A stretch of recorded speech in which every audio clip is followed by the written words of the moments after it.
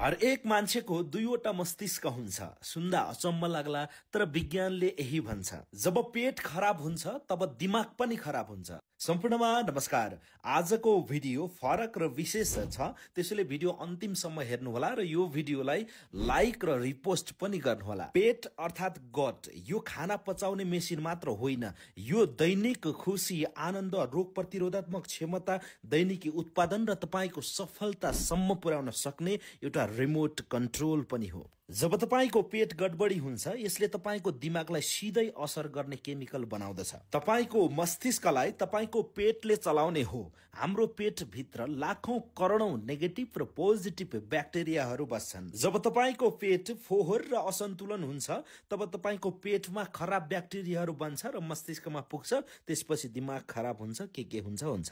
यदि तपाईले आफ्नो पेटलाई सफा र सन्तुलनमा राख्नुहुन्छ भने तपाईको पेटमा सेरोटोनिन र डोपामिन जस्ता सकारात्मक ब्याक्टेरियाहरू बन्छन् र त्यो सकारात्मक ब्याक्टेरिया पेटले मस्तिष्कसम्म पुर्याउँदछ र त्यो सकारात्मक ब्याक्टेरियाले तपाईलाई सधैँ ऊर्जावान राख्दछ, तनावबाट मुक्त पार्दछ र स्पष्ट सोच्न सक्ने, आत्मविश्वासी बनाउँदछ र तपाईको जीवनमा खुशी, प्रेम, आनन्द, प्रसन्नता आफै छाउँदछ। त्यसैले पेट सफा हुनु भनेको शारीरिक र मानसिक रूपमा स्वस्थ हुनु रहेछ। हजुर, यदि तपाईले आफ्नो पेटलाई सफा गरी सफल बन्न चाहनुहुन्छ भने प्रचुर ब्रान्डको यो ओरिजिनल लिक्विड क्लोरोफिल खोजी प्रयोग गर्नुहोला। नेपालभरि डेलिभरी हुन्छ। अर्डर गर्नको लागि माथि दिएको नम्बरमा सिधै सम्पर्क गर्न सक्नुहुनेछ।